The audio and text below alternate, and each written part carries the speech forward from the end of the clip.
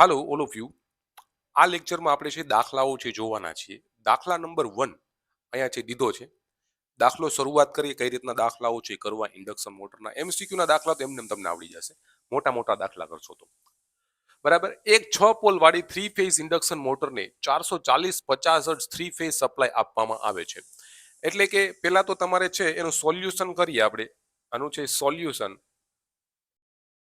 Solution કરીએ તો દીધા છે આપણને પોલ બરાબર 6, બરાબર. મોટરને છે વોલ્ટેજ દીધા છે 440 વોલ્ટ અને ફ્રીક્વન્સી જે દીધી છે એ કેટલી છે 50 હર્ટ્ઝ દીધી છે,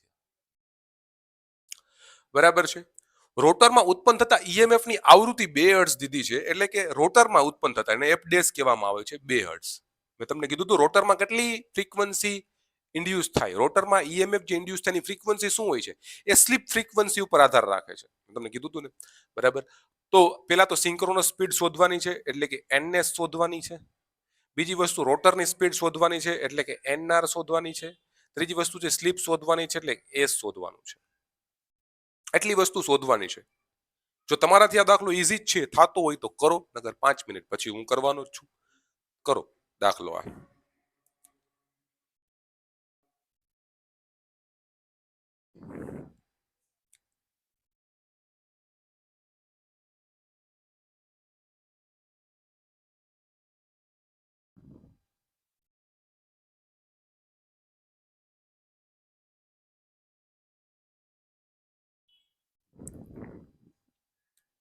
ચાલો હવે આ દાખલો છે હું કરું.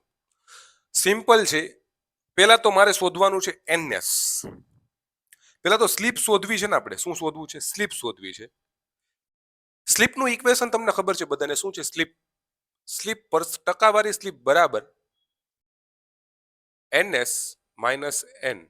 અથવા તો સ્લીપ તમે આ રીતે શોધી શકો, સોરી, એનઆર અપોન એનએસ. આપણું સ્લીપનું બેઝિક ઇક્વેશન છે, બરાબર છે. હવે આ સૂત્રમાં તમારે સ્લીપ શોધવા માટે તમારી પાસે એનએસ હોવો જોઈએ, એનઆર પણ હોવો જોઈએ ને એનએસ પણ હોવો જોઈએ. મતલબ સિંક્રોનસ સ્પીડ અને રોટર સ્પીડ બે હોવી જોઈએ. તો આપણી પાસે બે નથી અત્યારે, તો આ સૂત્ર દ્વારા આપણે શોધી ના શકીએ. બટ તમને આ દીધું છે, શું દીધું છે? રોટરની આવૃત્તિ દઈ દીધી છે. રોટરની આવૃત્તિ દઈ દીધી છે. તો રોટરની આવૃત્તિનું ઇક્વેશન શું છે? રોટરની આવૃત્તિ એફ ડેશ બરાબર એસ ગુણાકારમાં ફ્રીક્વન્સી, સપ્લાય ફ્રીક્વન્સી. આ રોટરની આવૃત્તિની ઇક્વેશન છે. રોટરની આવૃત્તિની ઇક્વેશન શું છે? રોટરની આવૃત્તિ બરાબર સ્લીપ ગુણાકારમાં સપ્લાય ફ્રીક્વન્સી. એટલે આ જ લખ્યું છે. આ તમારી રોટરની આવૃત્તિ, આ સ્લીપ, અને આ તમારી સપ્લાયની ફ્રીક્વન્સી. બરાબર છે? ક્લિયર છે?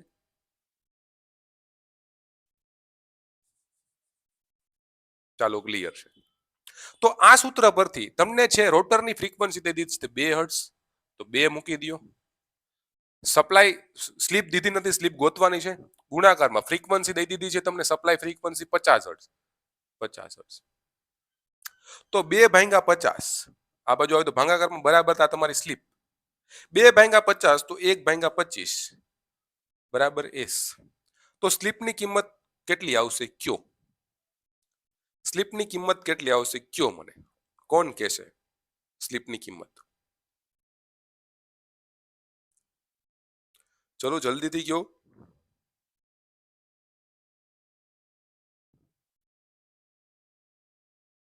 આ સ્લીપની કિંમત જલ્દીથી કયો ડિયર. સિમ્પલ છે. 1/25 કરવાના એટલે 1 ભાગાકારમાં 25 કરો. ચાલો જલ્દીથી. 0.04 આવશે. કેટલા? આ તમારી સ્લીપની કિંમત છે. 0.04 4 છે. 0.04. ચાલો આગળનું કરો. સ્લીપ મળી ગઈ. હવે સ્લીપ તમને મળી ગઈ અહીંયા 0.04. 0.04 જ આવે ને? ફરી ચેક કરો કેલ્ક્યુલેટરમાં. તમે કરો ચાલુ જ લેક્ચરમાં, તમે કેલ્ક્યુલેટરમાં ચેક કરો. ચાલુ લેક્ચરમાં તમારે કેલ્ક્યુલેટરમાં ચેક કરવાનું રહેશે. બરાબર છે? રેડી? 0.04. હવે માય ડિયર ફ્રેન્ડ્સ, સ્લીપ તમને મળી ગઈ. હવે તમારે શોધવાનું શું છે? શોધવાનું શું છે? એનએસ અને એનઆર. તો એનએસ ગોતવા માટેનું ઇક્વેશન શું છે? એનએસ ગોતવું હોય તમારે, એનએસ બરાબર અહીંયા જ કરો. એનએસ ગોતવું હોય, એનએસ કઈ રીતના ગોતશું? એનએસ બરાબર 120 એફ ગુણાકાર અપોન પી. આ સિંક્રોનસ સ્પીડનું આપણી પાસે સૂત્ર હતું કે નહોતું સૂત્ર? હતું કે નહીં? હતું. સિંક્રોનસ સ્પીડનું સૂત્ર હતું આપણી પાસે, બરાબર. હવે માય ડિયર ફ્રેન્ડ્સ, આ સિંક્રોનસ સ્પીડનું સૂત્ર છે, આમાં મૂકો સિંક્રોનસ સ્પીડ તમારી 120 ગુણાકારમાં સપ્લાય ફ્રીક્વન્સી 50. પોલ તમને દીધા છે કેટલા? 6 પોલ દીધા છે, એટલે આ 6 પોલ આવી ગયા. આ 6 દુ 12, આ 20.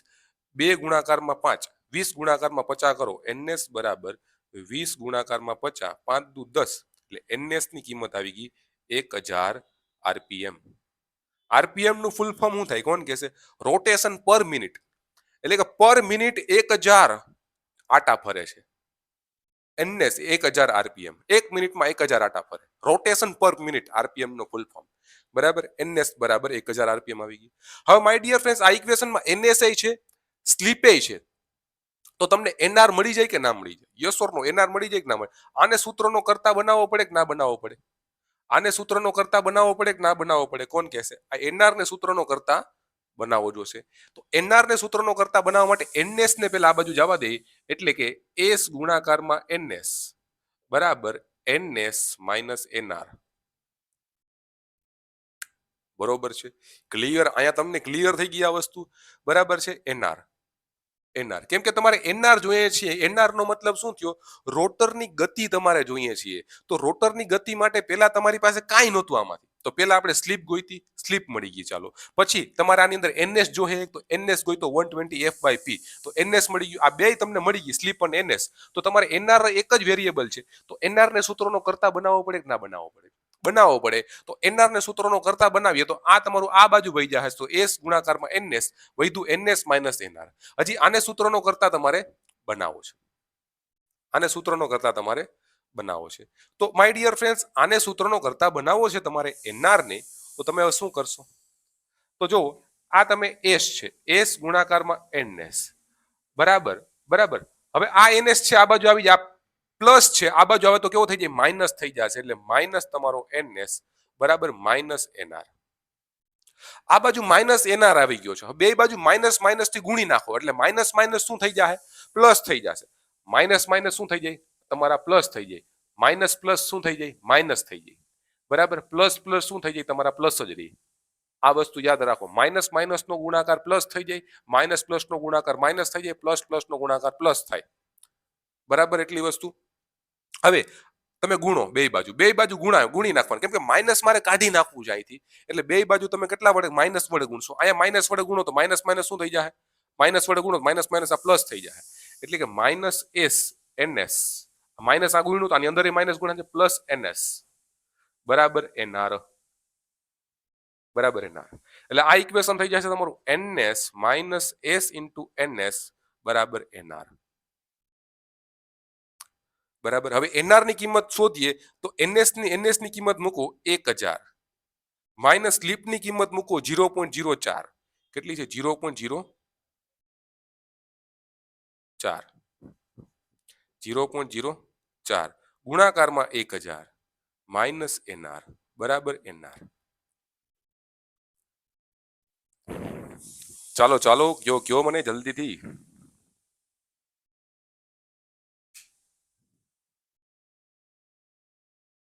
ચાલો કયો માય ડિયર ફ્રેન્ડ્સ,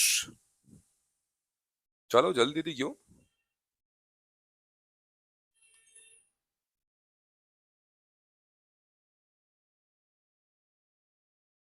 ચલો જલ્દીથી કયો.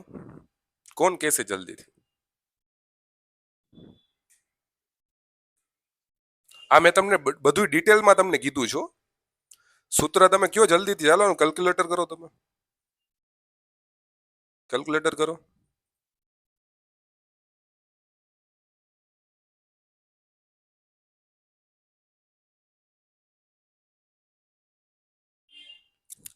આ બેનું તમે ગુણાકાર કરશો તો કેટલો આવશે? 1000 માઇનસ 40 આવશે બરાબર એનઆર. તો એનઆર ની કિંમત કેટલી આવી ગઈ તમારી પાસે? આમાં કાઢી નાખો તો 960 આરપીએમ. કેટલી 960 આરપીએમ.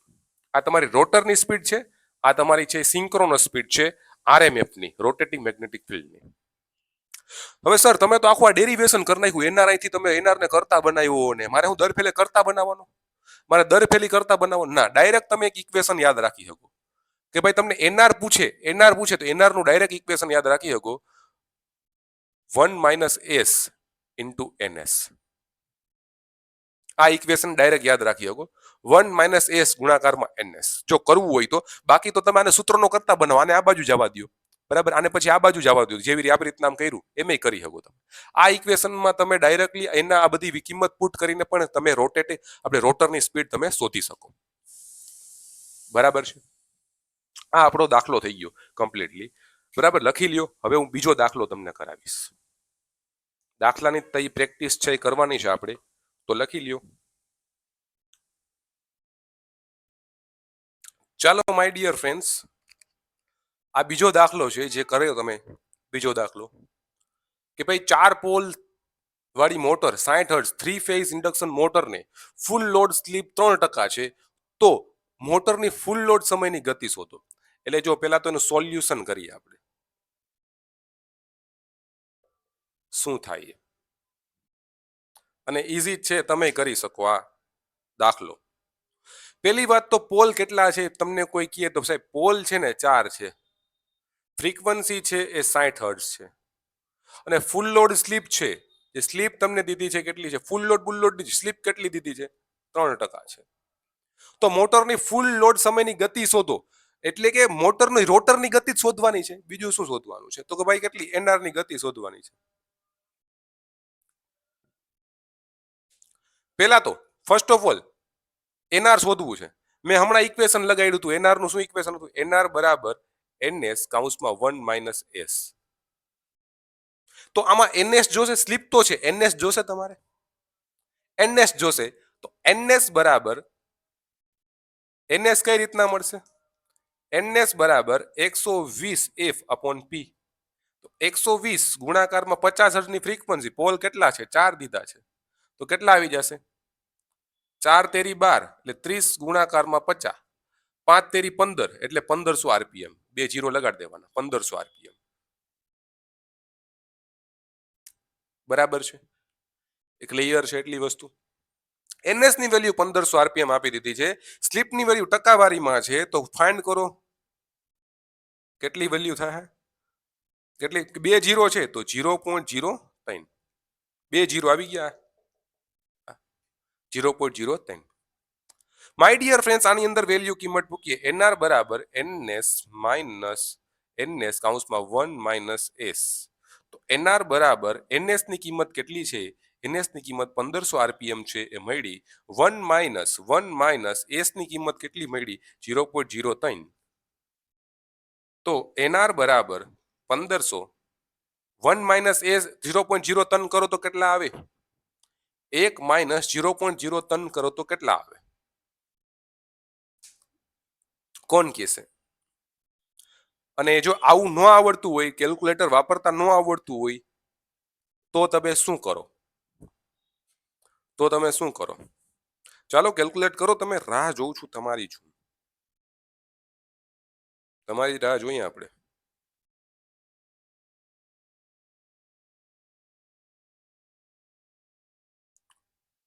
તન કાઢ નાખો, 0.03 કાઢ નાખીએ આમાંથી તો કેટલા આવે? 0.97 આવે.